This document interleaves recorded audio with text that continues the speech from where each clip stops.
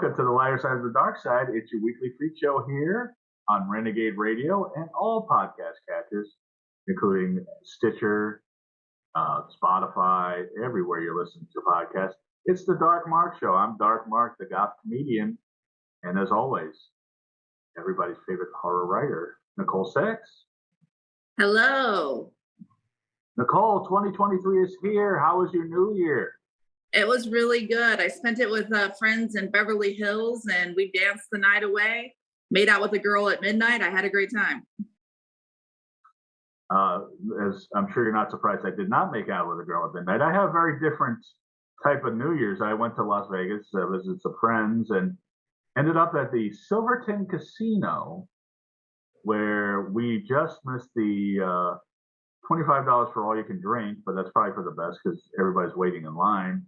So we went to the gift shop, and he got beers, I got little tiny fireballs, and then we snuck into the party there. And it was, it was a lot of old folks there. To ring in 2023, let's just put it that way, they played Love Shack by the B-52. So it wasn't the hippest party. But right now we have the hippest party because we have a guest. And, you know, Nicole, it's the new year. And people said 2022 was great on the show. I don't know. What feedback did you get for 2022? Everybody seemed to like it. And a lot more of my readers listened to the show last year than previously. That's great. And I'll tell you what feedback I got. People loved it, and people were telling me about specific different shows. They loved the top 12. They loved the little specific moments. But here's what I was told by quite a few people. More fetish, more wild stuff, and more just crazy people. Okay. The vintage Dark Mark show. The crazy stuff. They want more fire. They want more spanking. They want more S&M, and they want more fetish. And in that vein, can't go wrong with that. Well, in that vein, I have one of our favorite guests, and this is somebody that came back as a co-host in 2020, so you never met this woman. But where do you meet her? Because she's been everything. She was just here for XBIZ. She's a model. She's an escort. She's an adult film star. And she is a wine connoisseur. And she has been doing everything dirty you can imagine. And now is going to be transferring her charisma over to the mainstream. And I think she's going to break it big because I adore her. And she's never looked lovelier. It's Kacy TGirl. Hey, Mark. Hi, Kacy. I haven't seen you since before the pandemic, but the one thing I got to say about Twitter, because everybody's bitching about Twitter, the one thing I love about Twitter is that I hear from you, you comment, and you like a lot of stuff I post, and you wish me a happy birthday. So every time I get a Twitter thing, I say, is that from Kacy TGirl? And if it's not, I just dispose of it. If it is, it makes me smile. Cool. We go way back. I couldn't remember today. What was the name of the guy who hosted the show we were on in Vegas together that first time? Do you remember? Oh, I don't remember his name, but I can pull it up real quick because he's one of your Twitter friends, and so he's one of our few mutual Twitter friends. Nicole, or Kacy, tell Nicole the story about how we met and how crazy that show was, and I'll get the guy's name. Oh yeah, we met actually, and they taped it at the in the upstairs portion of a gentleman's club there in Vegas. Mm-hmm. Jasmine LaFleur, another porn person and a good friend of mine from Vegas, she recommended I try and get on the show with this gentleman, and I'm picturing him because he kind of got a wild look. And we were upstairs there, and he had on this girl who kept falling asleep during the taping. I remember that. It was just the weirdest thing. But that's where I met Mark, a Dark Mark, and it was a great time. And it's always struck me. I can never forget, like I pull up into the parking lot and it's a gentleman's club and I'm thinking, uh-oh. But then we just went upstairs into the mezzanine and this guy, and I'm trying to remember his co-host. Harley Fire. Yes. Harley Fire. Who I believe actually in his past had actually been a porn performer, I think, and producer, if I recall. It's been a while. It might be 7-8 years, if I recall. I think it was 2018, if I recall correctly. So it was It's coming on 5 years, but Harley Fire, and I'm on his Twitter page now, Industry X Radio, on my quest to be the new George Hamilton, runner-up for the Tennis Man in Vegas, photography and producer loves to make you laugh. Nicole, this guy taped the show at was a club. It wasn't Club Paradise, was it? It was like the biggest gentleman's club. I'm trying to think because I did a comedy show there. So they have a podcast booth upstairs in the VIP room. So I'm a guest, Kacy TGirl's a guest, and there are two porn stars that drove from LA. This is when I still lived in Las Vegas, so it might have been 2017. And the two porn stars, I don't know, I don't know what caused it, but they were fast asleep on the couch. So he had to deal with me and Kacy TGirl, and we just hit it off, and we saw the show. And this guy was like, at the time, and he's older now, but he was like in his late 50s, but he was like a biker guy. Okay. And our host was like a white homeboy. So you got, hey, it's Harley Fire, and then the guy's like, yo, yo, yo, yo, yo, and then me and Kacy, it was the funniest thing, and then two girls sleeping on the couch. It was so great. Yes, I remember his co-host. That I was picturing him, but that's right. That was his shtick. He was just kind of like a white boy, but he had this, like you said, yo, yo, yo, and I called him out every time he would like say, you know, yo, man, that's dope. I would like totally like bag on the guy because for talking like that. But yeah, that was a fun show. Yeah, he probably was a porn star. Who knows? They all porn stars and classic rock stars all retire to Las Vegas. Now, are you in Las, right, Nicole? Yeah. Okay, so are you in Las Vegas or are you in Los Angeles? Where are you at? I'm in Los Angeles. I am based here. I've actually been here for now over 13 years. I lived in Nashville for a little while.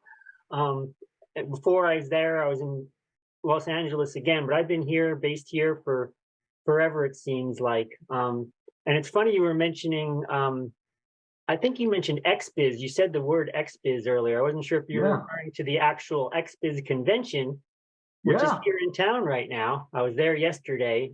See, I saw that. I was looking at those tweets. I wanted to ask you about that. How has XBIZ been so far? It's been great. It just started. It's kind of an odd thing because it really is the XBIZ industry.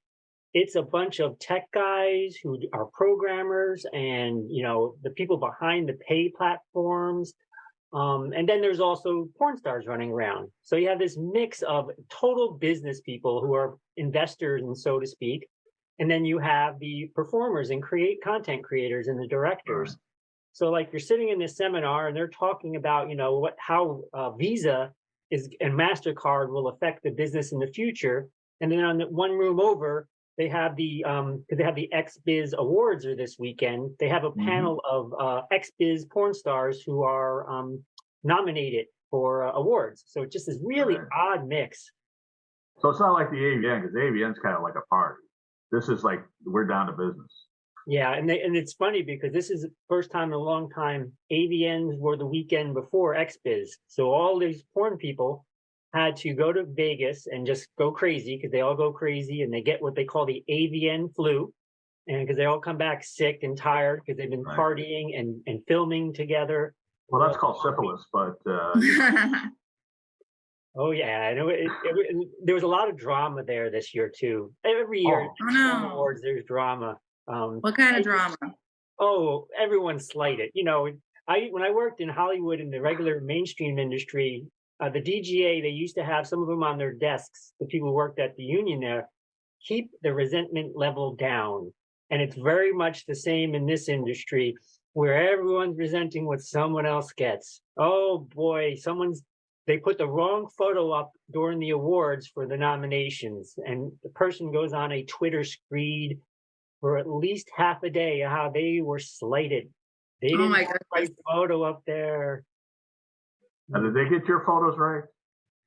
I was not nominated for an AVN award, but I've been nominated for a TEA, which is a Transgender Erotica Awards, which is basically the trans porn award show, which happens every March here in LA.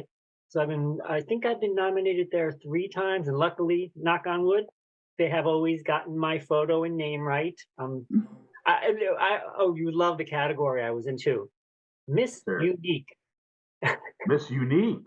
Miss Unique, which is really the catch-all for, we wanted to give you an award for something, but we really weren't sure what to, so we'll just put you in the Miss Unique category. Kacy, you are an unclassifiable T-girl. They don't know what to do with you.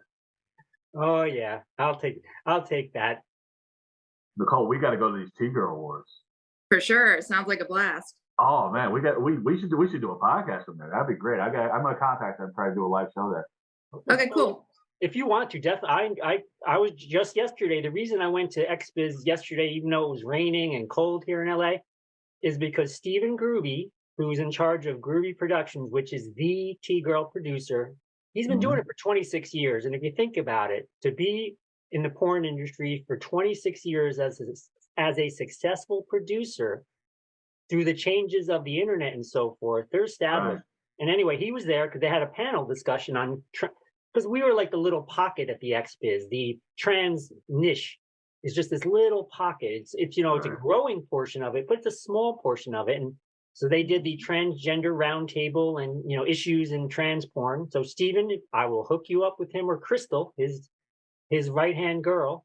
And you know, they will definitely, they love coverage. They love having great that kind of stuff. Great. I love it. It's a lot of fun. What's really fun actually is the pre-party, because they do a weekend.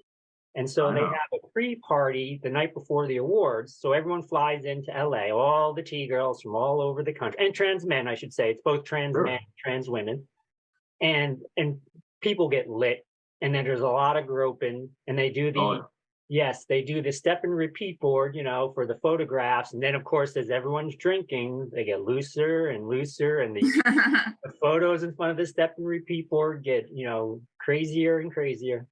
Nice. Okay. What's the craziest thing that happened to you at those awards?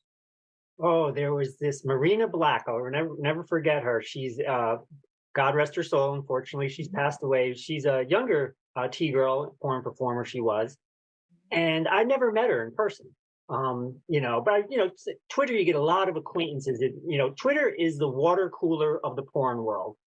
We don't see each other. Of course, we all work singularly. You know, especially now with the OnlyFans era. But you don't fuck each other. You don't see each other. But yeah, so on Twitter, you get to know people, and then you finally meet them.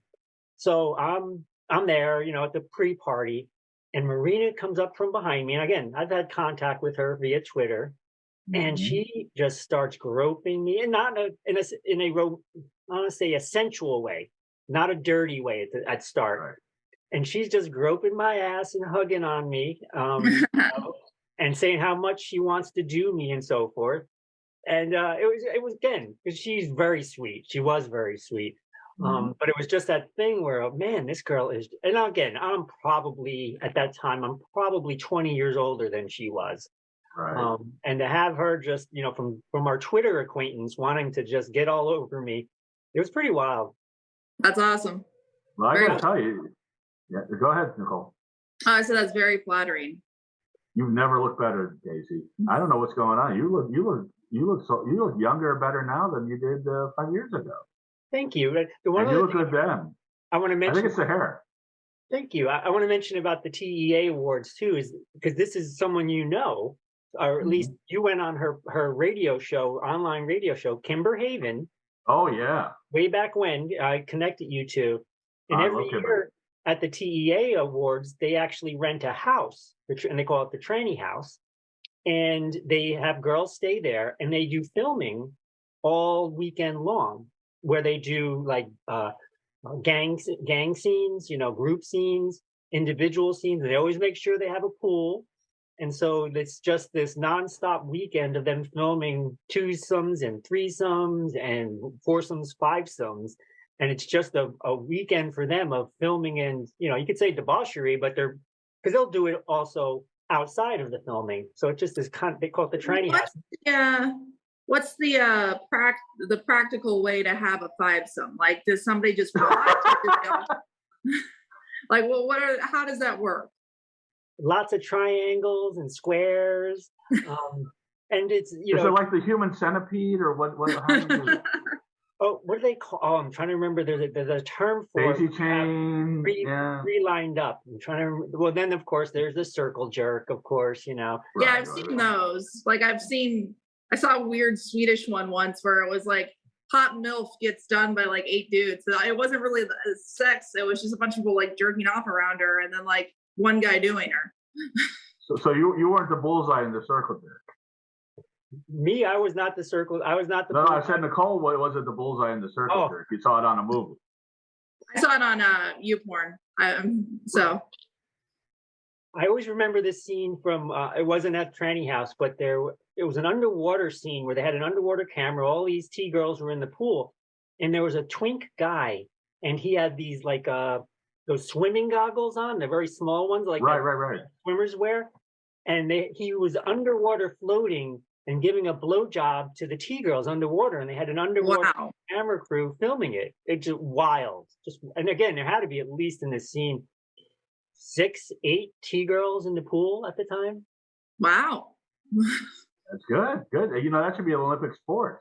I was gonna say that definitely should have won an award for sure. Like that's some James Cameron type work right there. Yeah, funny you should mention that. I remember reading Kate Winslet set the record for holding her breath underwater because she was in Avatar too. Okay. But I think this guy probably beat it, but they don't want to say it, so they don't want to yet. Sounds like he was down there for more than 8 minutes. I don't know. For sure. and by the way, Nicole, as you can see how fun Kacy is, but I think she's trying to get me in the scene. I think that's what's happening here. Oh, what kind of scene would Mark be in? Like, even if you're not interested, I'm curious what you would cast Mark in. If you were to cast me, what would you cast me as? Mark, unfortunately, you're a total cuck. Total cuck.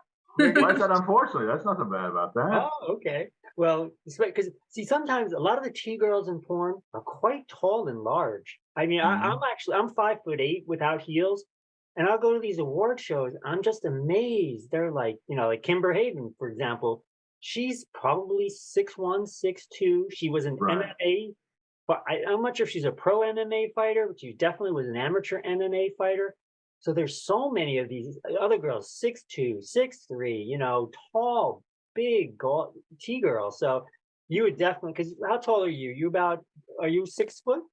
Yeah, 6 foot, just 6 foot. So and I'm losing weight, so I'm getting to be more twink as I go along. But yeah, so I guess these girls overpower me. But funny you should say that, Kacy, because the first time I went to AVN was 2016, and every trans porn star I ran across hit on me hard. No women, couple guys, but every trans woman just. I had one, and I will not name her, but she's lovely, and she's like, you know, God, I'm so horny.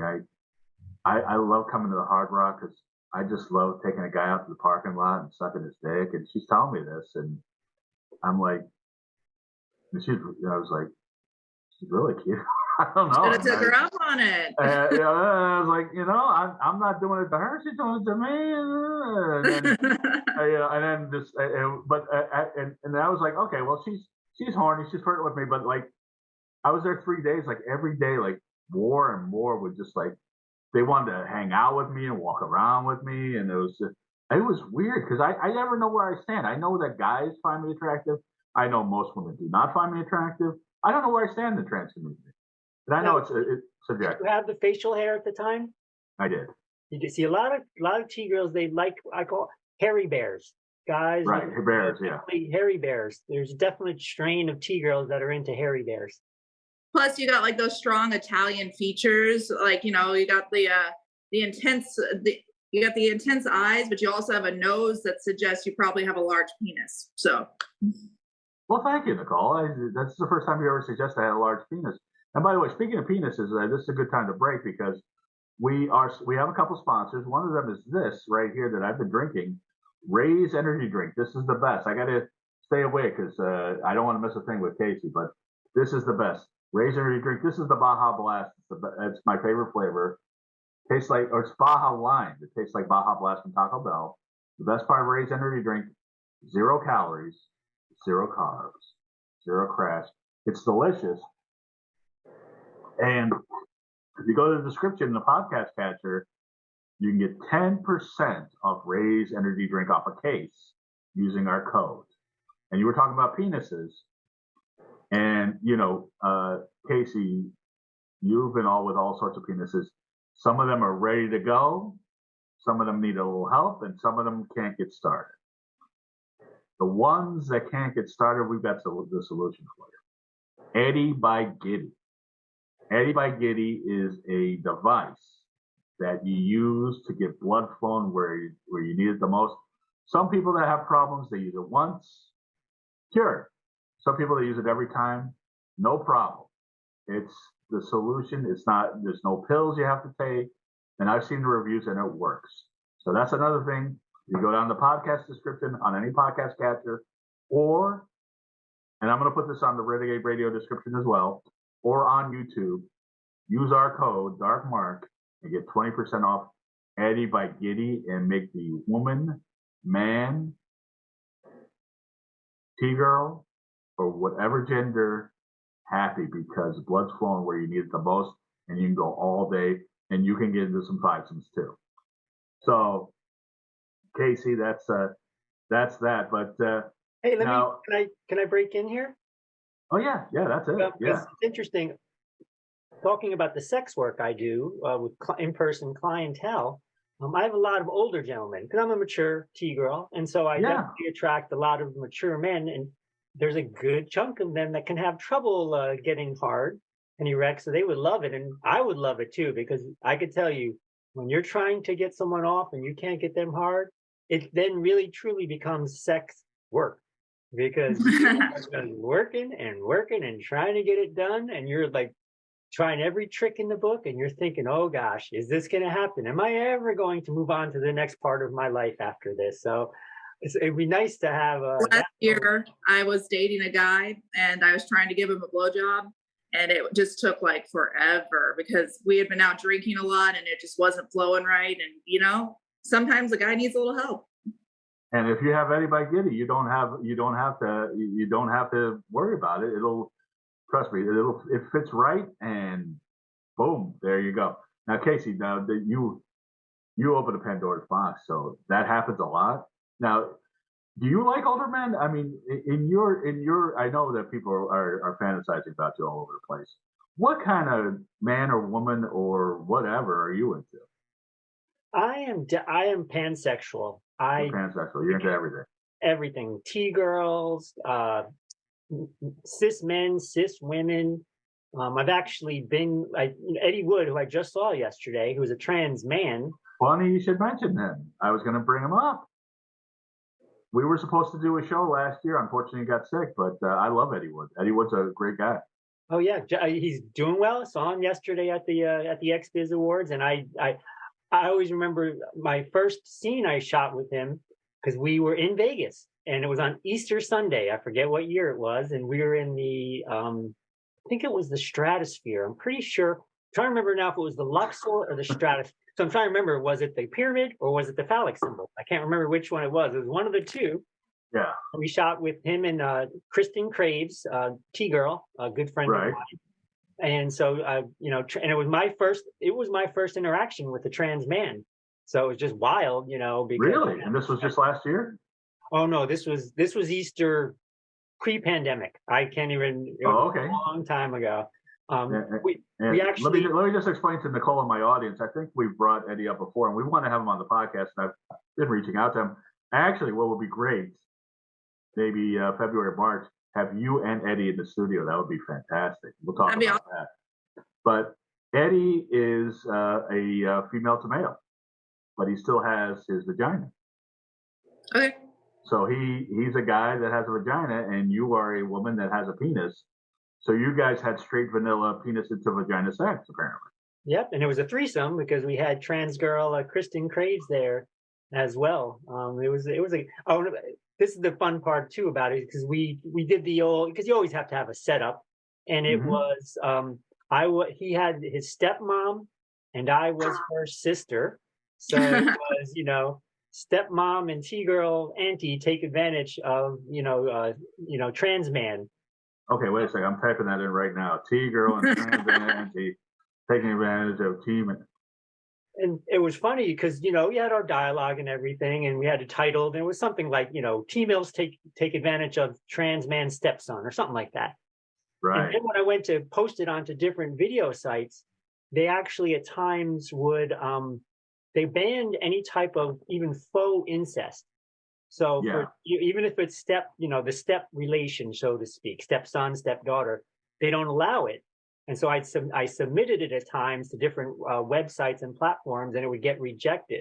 Right. So then I had to go back and edit it, almost like doing like overdubs.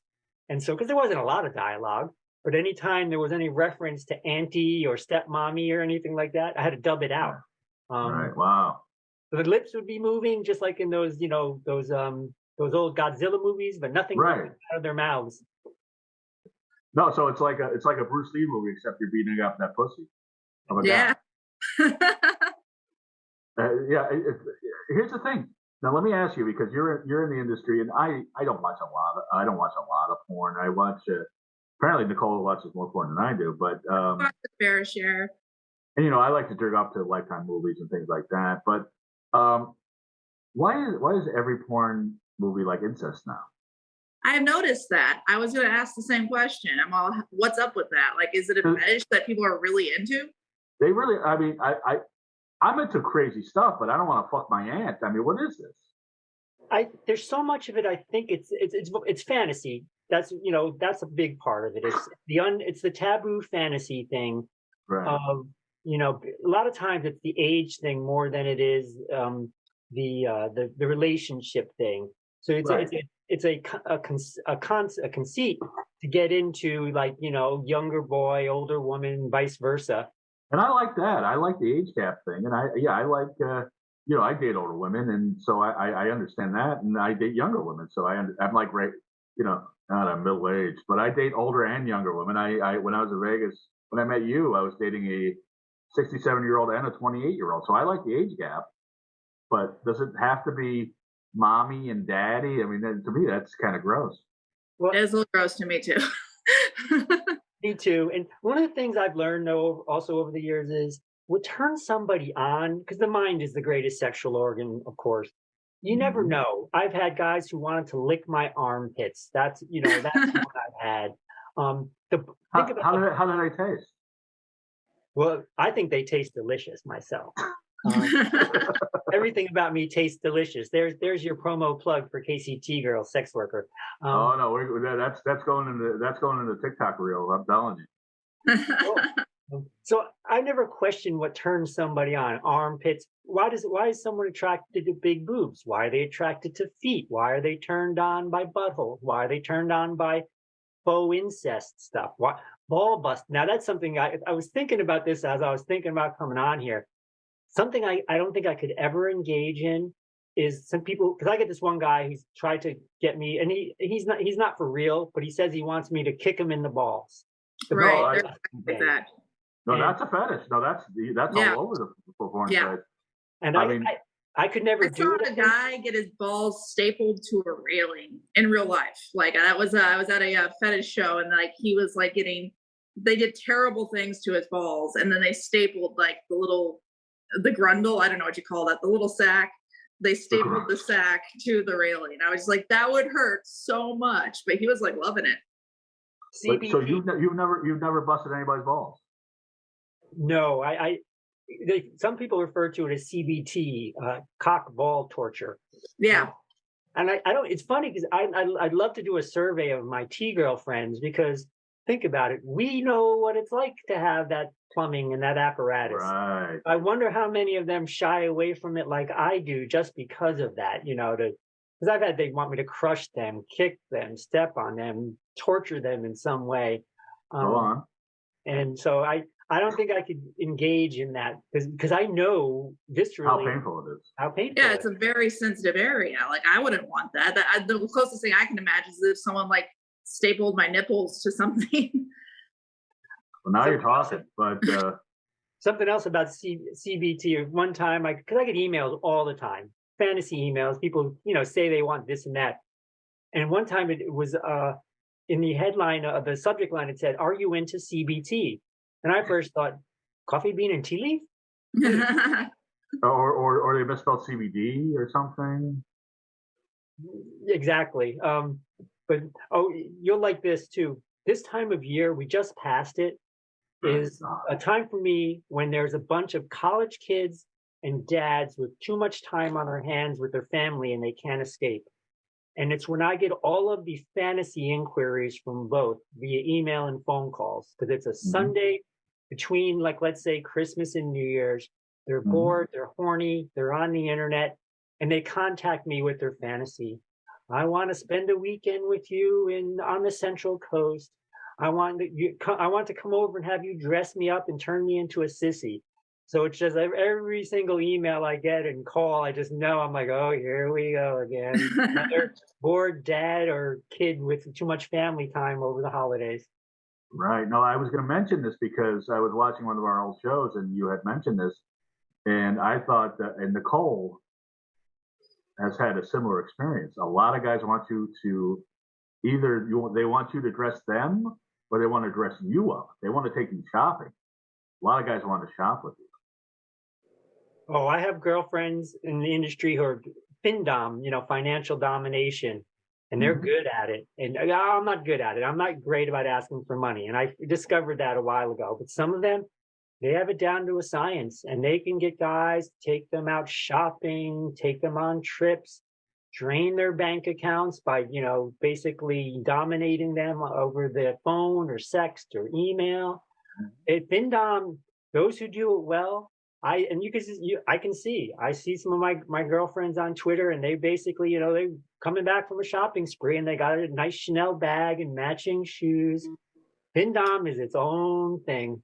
But I don't really have that as a skill. Like, I'm bad at sales in general, especially selling myself. But I did have one fan who took me shopping, also brought with them they were from Georgia. They brought with them 2 different cases of expensive perfume. And then they bought $300 worth of my books.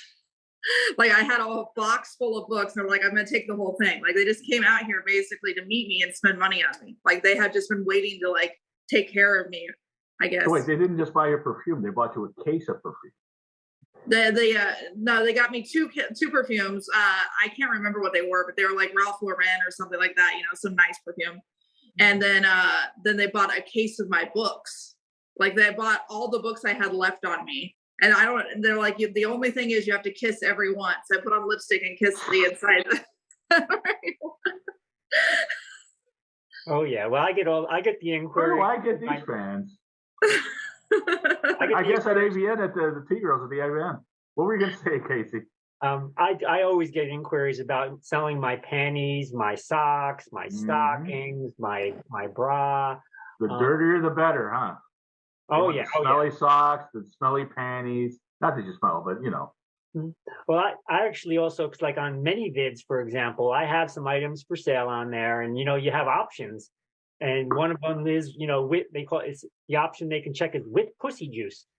And, they pay extra to get them with, in my case, it's cum, or in the case of a cis girl, it's going to be some from their pussy, juices from their pussy. So, there's all those options on there. There's with a note, there's with perfume on them, and you just get the different options. I've sold my shoes. You have to be willing to make a lot of trips to the post office if you're going to do that kind of thing. Right. It's eBay or ManyVids. I understand. But now, so you sell, you come in your panties and sell them. Oh, yeah. And how much extra is that? I'm trying to think. I feel like it's like, I think I'm pretty inexpensive. I think it's $25 for the extra, for the pussy juice on the panties, if I recall. Like I said, I got tired of taking the trips to the post office because we all know what fun it is to go to the post office. Sure. So I was like, okay, is it really worth the money I'm making? Sometimes I'll do that too. I'll just jack the price way up. Like, I was doing phone sex for a while. No pun intended.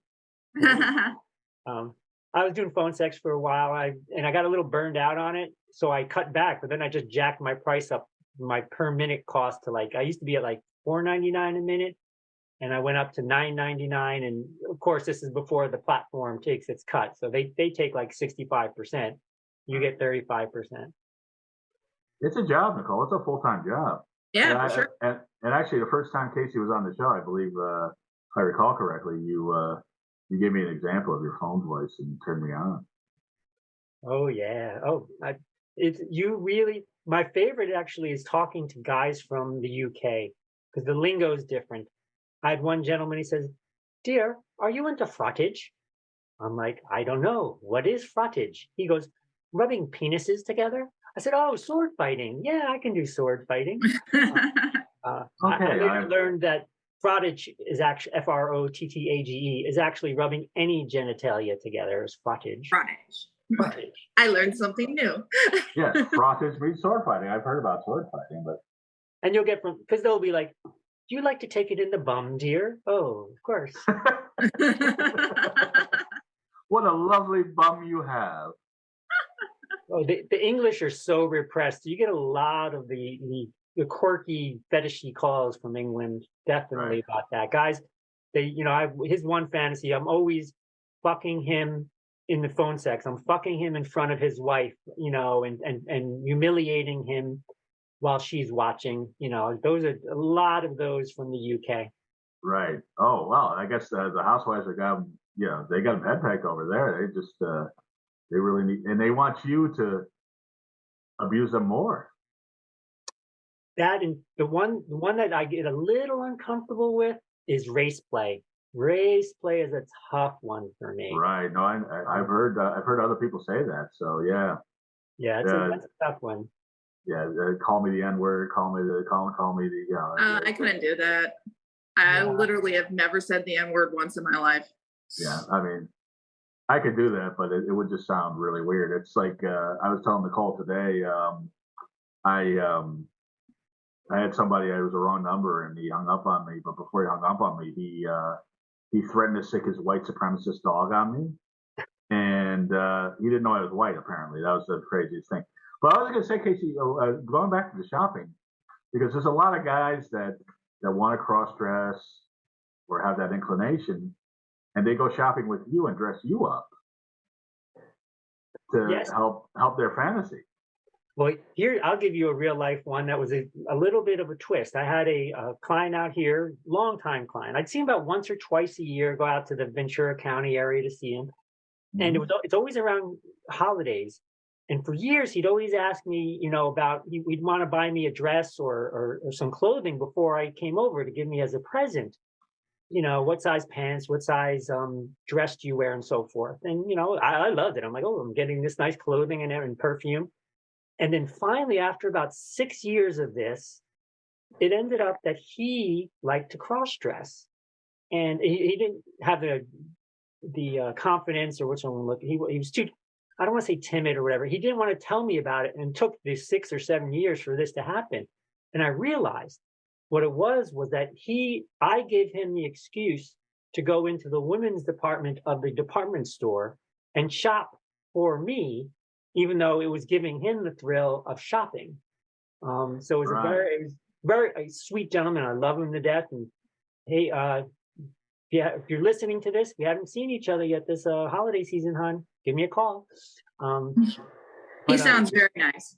You recall, but Nicole, the reason I brought that up is I remember that from the first show. I didn't remember. I actually watched his first show again.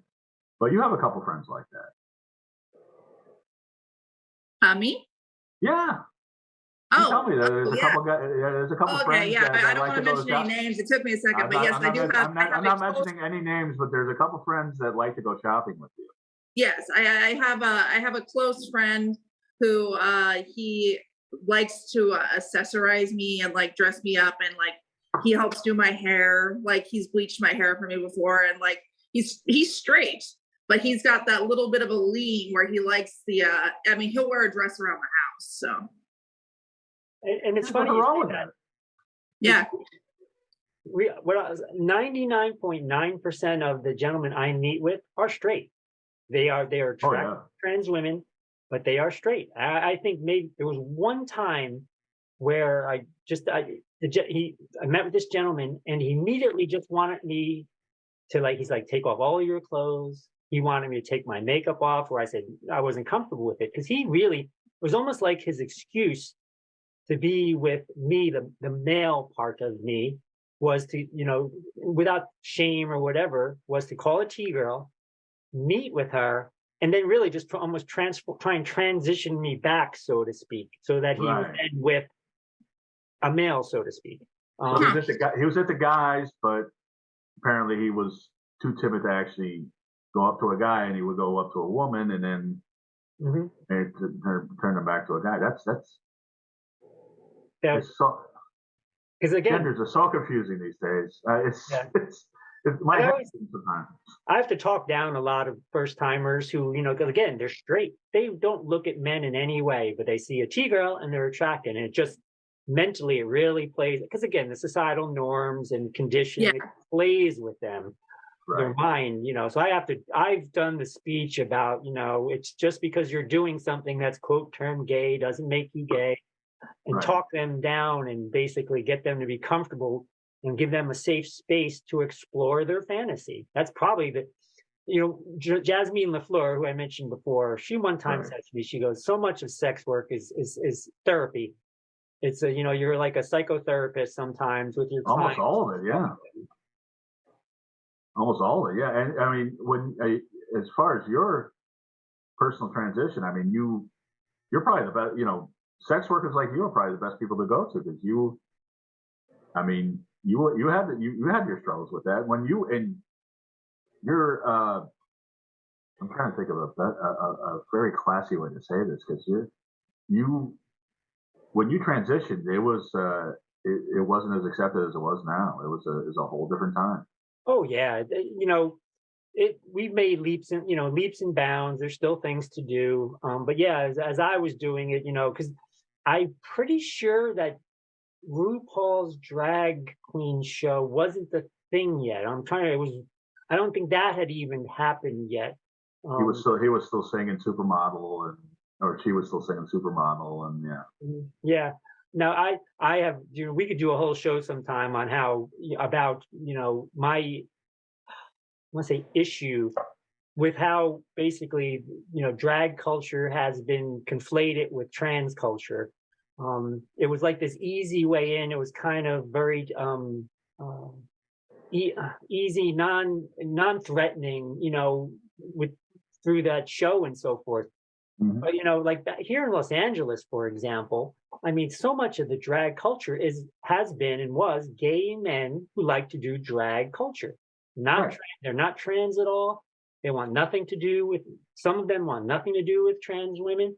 And so I kind of, and it's funny, I kind of saw this coming down the road, I thought, because there was so much emphasis on kind of like trans and drag, conflating it, and, the acceptability through the drag shows. But I said, that's going to get turned against us. At some point, they're going to, and as we've seen recently, it's definitely been, now it's become an easy target. I know drag queen gay men who they think trans women are dirty. They don't like us. They want nothing to do with us. And there are those who love us. But, that conflation it drove me nuts. And then to see it come around the way it has, unfortunately, I was like, oh, well, like last soapbox thing on this. It's like, no, go ahead. Yeah. Please. I heard a reporter talking about like the Stonewall and Pride movement back in the 60s and 70s. And they referred to how it was gay men and lesbians and drag queens leading the way. And that really, the drag queens the trans people weren't drag queens. Mm-hmm. They were termed that at times, of course, by law enforcement and government authorities, but they like Sylvia Rivera and Marsha P. Johnson were trans women. They were trans sex workers, they happen to be. And I love Marsha. She'd say the P was Pay No Mind Johnson, Marsha Pay No Mind Johnson. But that shorthanding, to just make it, to say, oh, it was, gay men and lesbian and drag queens, and it just drove me nuts because it's not, it's lazy reporting. It's not interchangeable. They're not. What is the biggest threat to trans culture? What is the biggest issue you're dealing with today? To me, it's the way they're attacking trans kids. I'm mature. My hide is tough. I can take it. Mm-hmm. Trans kids cannot. They don't have the tools yet to deal with the kind of attacks they're under. I heard a story of a Texas mom. She had 3 kids, 2 and 1, I can't remember which direction. Then she had her 4th child. And when that 4th child was around 3 or 4, kind of becoming aware, as the little human forms, they become more self-aware. Right. She's like, born a biological boy, I'm a girl. Mom, she had no experience for this. She's like, just no one, as they use the term now, groomed her, indoctrinated her. This little girl, just that's the way she was born. And and when someone like her is attacked, it drives me nuts, because they try and make it like there's this thing that people are doing to these children when it's so far from the truth. Last little bit on this is, so this is when the Texas laws are coming down, or regulations about child abuse if you do gender affirming care for your kid. And the mom is driving, and the 4 or 5-year-old's in the back seat, and the mom is talking to someone who's asking her, could she have the little girl talk at a hearing about everything?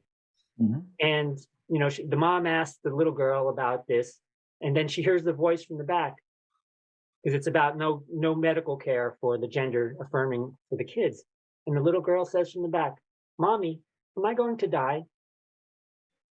Ripped my heart out, because of the fact that this is something, when they are attacking somebody like that, it's just indecent. So that's what I think is the biggest threat to the trans community, is the way they're attacking the young trans kids. Stuff like not being able to do anything before you're 18 is coming down in a lot of the proposed laws right now. And if you want to see suicide rates and self-harm go up in the trans youth community, pass those laws. Sorry. No, that's very well put. Nobody should attack a child. There's nothing to attack there. And as a straight cis man, I will admit that a lot of things are confusing, but we need to talk through the confusion. And well, and like, they can't just assume that the kid is like confused or something. The kids know, like, they're aware of where they're lying, and they're not lying, like where their gender lies is what I was trying to say. I'm sorry, I got it mixed up. Oh.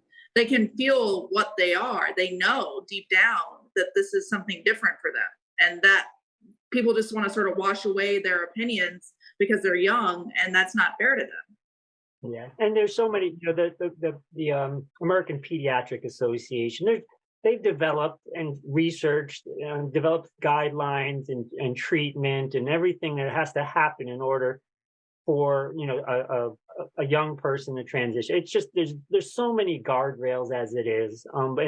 But you know how it is at times when people are going to demagogue, they're going to ignore the science of it, the truth of it, the facts, and they're just going to demagogue on the biggest fear that they can poke at a parent. Last thing on this is especially in Texas, that's got to be the worst place to be. Yeah, literally, this woman was trying to get this story I just told. They were trying to get advice on what they could and couldn't do, and did they need to move. But the last thing on this I'll talk about is, it's when a child is born, the parents, of course, their biggest thing is, do they have 10 fingers? Do they have 10 toes? Do they have 2 eyes, or do they have 1 eye in the middle of their forehead? And to have that child be whole and safe and intact is just something that is very, very much a parent's, something they want to realize. They don't want their worst fears, for example, to be borne out, that the child doesn't come out, quote, normal. And then you move down the line, and now to think that a child would have the talk. Mom, Dad, I need to tell you something, kind of talk.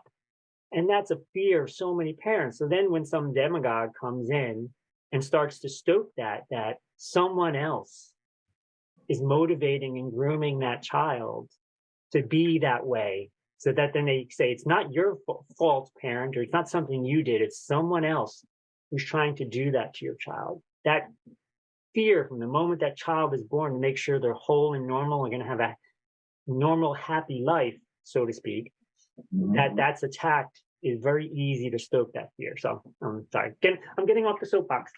No, every time you're on, for some reason, we get in a really deep serious discussion.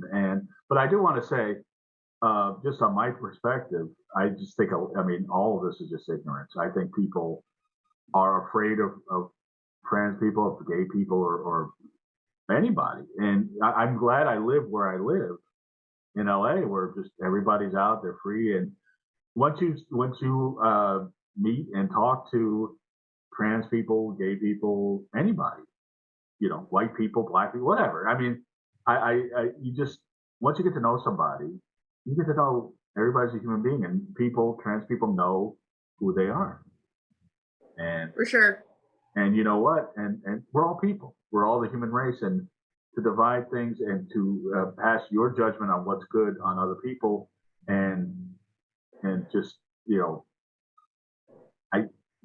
when I'm talking about serious things, I can't do it. But when people divide us by anything is ridiculous. I want to segue because, of course, we started off with how your fans wanted some filth and fetish and titillation. So, Kacy, you're the best. Please transition to filth and fetish and titillation. But what else do you have for me? Because I know I can tell you prepared very well. Your questioning has been awesome. I know you've done your homework.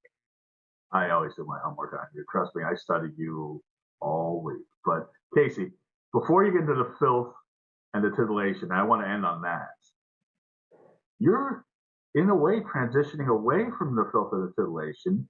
You're really putting yourself out for mainstream acting work, and now on YouTube. And I think this is the last correspondence we had before I had booked you on the show. You're like, can you send me the show so I can put it on my mainstream site? You're like a wine connoisseur now. You got a whole wine show on YouTube. Well, there was a time, in a prior life, when I owned a wine shop and bar. And so one of my things is when I get into something, I learn everything I can about it. I get very immersed. I want to come from an educated place. I got my training in wine from the Wine and Spirits Education Trust, which is a UK organization. And I went through training and learned about wines and spirits and beers. And then I had the wine shop, and it was actually... And it was British guys, so I'm sure you taught them a few things too. Which guys? I said it was British guys, so I'm sure you taught them a few things too, about the bomb and all that. Yeah, yes, indeed. I'm trying. It's funny though, because it was actually at the LA Wine House right over here on Cotner, I believe it is, where I got my training from James King, who's now in Houston teaching. But so I learned, and I had the wine shop and bar, and then during the pandemic, of course, we were all looking for something to do. So I started doing these IG lives. I call it the room temperature white hotcast, where I would basically take up a topic, be it, French wine, sake, sipping tequila, labeling of American wines. And I just would do about a 15-minute thingy on it, and then post it on YouTube. And it's, during the pandemic, it was nice to have an outlet, gave me something to do, to research and put these out. So it was a lot of fun. And drink wine. And drink wine, I do that anyway. Every night, I have a couple of glasses of wine every single night around 11:30 with dinner. So I'm a wine. It doesn't matter if I was doing that or not. I'm a wino. I love to relax. Sometimes I'll get these questions, from clients. Do you P&P, party and play? Because they want to do drugs, of some sort. They want to, if it's cocaine or smoking, and I don't. I say wine is my drug. So that years past, I've done, I did all your psychedelics and all the speed and meth and shrooms and all that when I was a college person, a little after that. But ever since then, wine has been my go-to relaxing. Right. So yeah, I don't do drugs either. I just drink. I usually have 2 to 3 drinks when I'm out socially. If I'm around the house, I might have a glass of wine, or I was drinking alcoholic eggnog for the season. Like I take a little bit of Fireball and I mix with some vegan eggnog. I just relax in my apartment and watch a movie. And Kacy, tell Nicole how wine affects women differently. How wine affects women differently? Yes, I believe it's a gene which they'll get a little more buzz from less of an alcoholic beverage than a man will. It just affects women a little harder than it does men. Now, that was funny because that was the same IG Live or Room Temperature White Hotcast where I talked about how in ancient Greece, if a man caught a woman drinking, his wife drinking wine without him, he was able to put her to death. Jesus. You know that, Nicole? No, I didn't know that. Yeah, because I get. I'm glad you were That's in intense. ancient That's Greece. pretty intense. Yeah, I did my wine shows, with a fun fact. I always try and pick a fun fact of something about, like the fact that here's another one. Like murder, that type of thing. Yeah, vodka weighs less than water. If you Cool. a volume of vodka versus a volume of water, the water will weigh a little bit more than the vodka. Those are the kind of things, those little quirky things you. Really? Why is that? Oh, I can't remember exactly why, but it's a fact. Damn it. Now wait a second. Now, if wine affects women more than men, and you are a T-girl, how does it affect T-girls? That's a good question. I can hold my liquor. There's certain things you don't shed, or most of us don't shed when we transition. I always joke that men generally identify success in life with our jobs. We think if we're not doing successful at work, men, we generally are downcast. There's a pall over us, and women are a lot better with not equating success in work with success in life or being happy. But that's something I haven't been able to shed. I've carried that trait over. I try sometimes, but if I'm having bad business time, I get in a funk. It's one of those things, Well, with your bad business time, that's different from some guy in the office or some guy.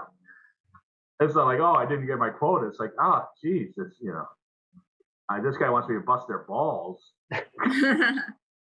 Oh man! Try busting balls. You know what it is? They want the pain. They equate the pain with the pleasure. Some people like to get their nipples really twisted. Some people like biting. Some people like getting fucked in the ass, and some people like getting their balls busted. To me, what I've always found weird about that, and I've asked a couple of doms on the show, and they, how does it work after that? It's funny you say that because one of the things, because when you're meeting a client for the first time, there's a lot of boundary checking, but also just finding out what they're into. And like nipples is one of my big things of finding out. Do they get a lot of pleasure from having their nipples played with? A little? Some people, some men, you touch their nipples and they just are aroused completely, getting hard, pre-cum, all of that right away. Others, it's a sensual thing. They like the feel of someone playing and licking their nipples, but that's it. So there's others, they really want you to bite on them and chew on them. So you're engaging so much of titty twisters, all that stuff. Oh yeah, because then there's also this tipping point though. I think I've learned about where someone might think they want their nipples really chewed on and pinched, and then there's that tipping point where then it's too much, and then they can't take it. They're like more and more and more, and then suddenly it's like no, stop. So there's definitely, for most, there's a tipping point of when too much pressure or pain is too much and it's no longer pleasurable. Right. So maybe you start light with the balls. You hit them with a pillow, then you hit them with you hit them. You just spank them lightly, or you pat them, and then a little bit of that. You juggle them a little bit, squeeze them a little bit, and then if they can take it, you take that high heel and boom. Because you do dom sessions too, and besides the ball busting, have you ever like figged anybody or done really crazy stuff like that? I caught you said crazy stuff like that. What was like figging or what is figging? See, this is a learning one for me. I don't know figging.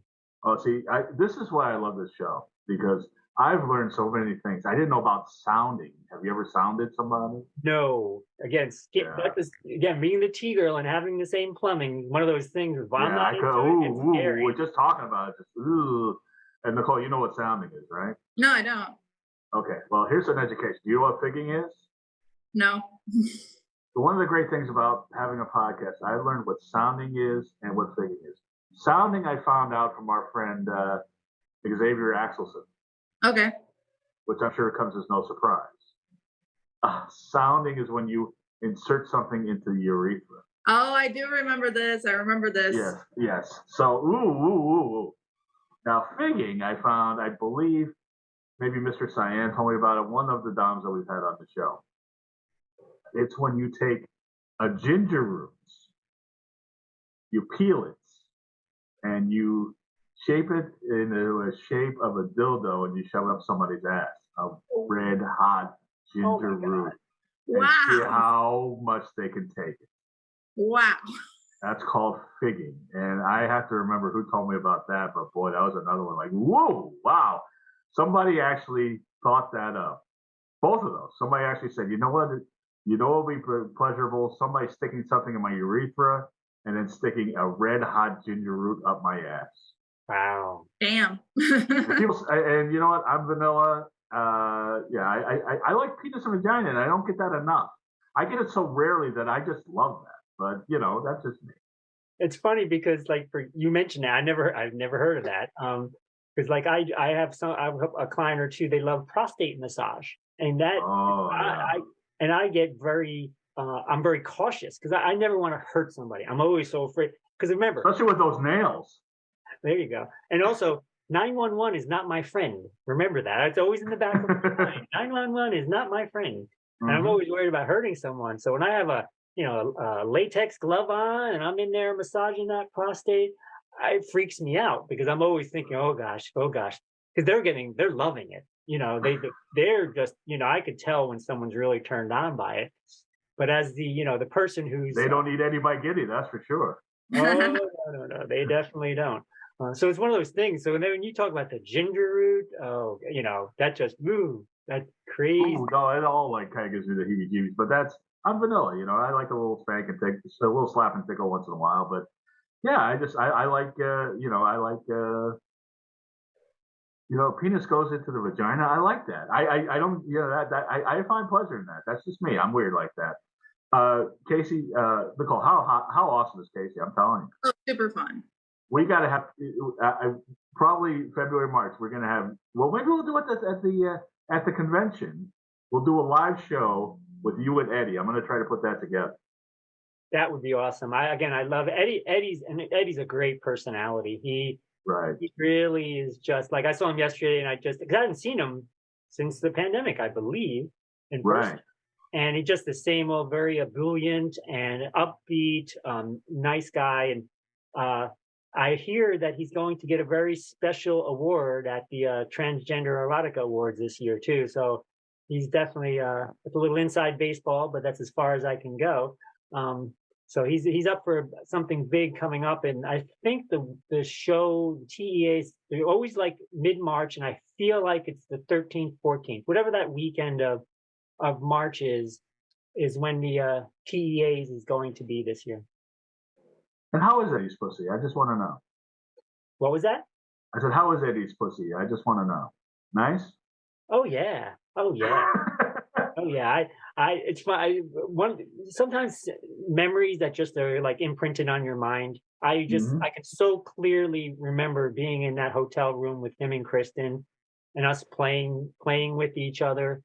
It's just like I go back there like that, it's just in my mind. And I actually just posted a photo on Twitter today because I saw Eddie yesterday. We did a little bit of kind of a Mrs. Robinson, The Graduate thing. We were able to film a scene where he is laying in bed with his back against the headboard. I'm standing on the bed, so all you see is my thigh-high stocking legs and my panties, so basically the waist down. And the shot is from behind me, and he's between my legs in the background while I'm in the foreground. And basically, we did that whole kind of thing. He has what was Dustin Hoffman's name? Like Jeremy Jacob? Oh, I can't remember what his name. I forget the name, but it's Mrs. Robinson. You're trying to seduce. Oh, exactly. And so there's that great photo of that's from that, stealing that imagery from that scene. And then in the scene, what I actually do then is I pull the panties down, and then of course his face changes again. So good time. And last time Kacy was on, she was on with Michael Simmons, and I know how you like to wear stockings, and you have great legs, and I mean, it's so great that I'm going out of focus. I'm just thinking about it, and Michael was very impressed with your legs and your choice of stockings, and we'll have to get into that next time because we're running out of time. But before we go, because I was going to say I saw Eddie in a scene with I forget her name. We had her on the show, and as I said, she was she had a dick, he had a pussy. It was amazing. It was the craziest.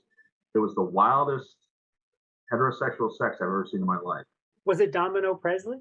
No. A Latin woman, I forget her name, but she's beautiful. And the one with the eyes above the stomach, I forget her name, but it was amazing. But before we go, you know what I'm talking about. Yeah. Anyway, before we go, and before my webcam's doing weird stuff. Before we go, one more fetishy, erotic. You teased it. Fetishy, naughty, erotic story from you. I gotta hear one. Oh, I don't think I've told this one on your show before. I think where it was. Well, let me check. When I was someone who wanted to do the cannibal fetish, did I tell you that one? No. Nicole loves cannibalism. Let's hear this. Okay. First off, I hate cannibalism, but the act of cannibal and sexual nature is not eating each other. It's different. Yes, it's something like vorophilia. It's like I'm gonna miss. It's like VORIEAPHILA or something like that. It's cannibal fetishism, and it basically is where the fantasy is. This gentleman wanted me to come to his hotel room, and unbeknownst to me, he wanted to eat me. And so he's doing double entendre kind of things. Oh, you look delicious. Oh, you're so scrumptious. And basically, I'm so hungry. I'm so hungry. I'm starving. I come to the realization that, of course, now he wants to really and truly eat me. So then I'm like, oh, you don't want to eat me. Look at me. I have no meat on my bones. I'm so skinny. You want a more plump, voluptuous team. And then he proceeded to then put me on top of the table, surround me with vegetables garnish like a duck or a turkey, carrots and celery and onions and all that. And then, lube me up with oil. And that's the fetish of it. He was, of course he doesn't truly want to eat me, but it's that whole, fantasy of all the piece of carrots got him full. He definitely wanted to use the carrots on me, that's for sure. So that one, I will tell you, think about this. That one took a lot of leap of faith and research from me to make sure he was truly someone who wasn't going to really try and eat me or do anything untoward toward me. Yeah. Be careful. That was a big leap of faith. Did you enjoy it? It was fun. I as you've seen, I've started to do some mainstream kind of acting things, and so role play is fun. I tell a lot of clients that my thing is to provide you with a safe space to explore your fantasies.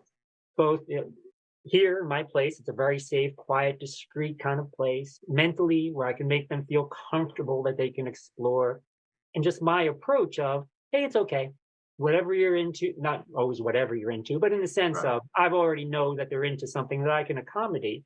So I enjoy that caretaker thing of helping them to explore. Because one of the jokes I'll tell is, if a construction worker, he's with a cis girl escort on a Sunday night, and he goes into work the next day and they're having their coffee at the Roach Coach before they start the day. And someone says, what'd you do last night? Oh, I was with this hot babe prostitute. It was awesome. But if they were with the TGirl escort, what they would say was, what a game. Wasn't it a great football game last night? So, I know the norms of society that I can give these guys that kind of place because they can't tell anyone else about their fantasies or what they want to try. And so I give them that opportunity, and that makes me happy to do that. Well, Pays the rent too. Exactly. Well, the secrets you have and the stories you tell and the life you live, Kacy, I am so glad we reconnected. And I'm always happy to talk to you. Whether my webcam knows it or not. Kacy, tell everybody what you got going on, how people get a hold of you, and anything you want to promote. Let me know. Sure. The few places you can find me. My biggest social communication for those who are into the fetishistic porn stuff is on Twitter, and that's at Kacy TSDate, KACYTSDATE. On Instagram, which is my vanilla feed, is at the real Kacy T. So that's THEREALKACYT. I have that one as vanilla because Instagram loves to throw off anyone who's transgender and does adult stuff. And for my mainstream stuff, through my agency, which tried to get me like music videos and commercial gigs, they said you have to have a completely vanilla Instagram. So they can find me there for what's going on in my mainstream gigs. OnlyFans, very simple, onlyfans.com/Kacy TGirl, KACYTGIRL. So those, I think, are all the places on that. I don't know about the OnlyFans. I do know about the Instagram, but I will tell you, Twitter, there's some good photos. There's some spicy content, and it's a lot of fun. And Kacy, you were so much fun. It's so great to connect with you. And now that this pandemic's over, I can't wait to see you in person. And I can't wait to either have you in studio or, see you at the convention, or, you and Eddie or whatever.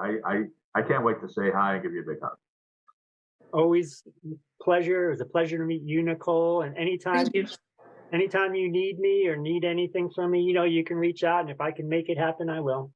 Well, actually, it's funny you should mention that. Next week I need a ball busting, so please.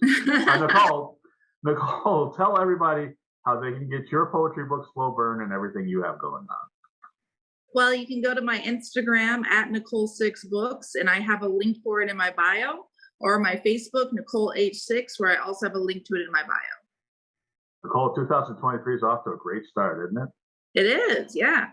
And you can follow me on Goth Comedian. I'm on Twitter on Goth Comedian. There's nothing that spicy there, but maybe after the show I'll throw a dick pic once in a while. And everybody, have a wonderfully creepy week. Bye.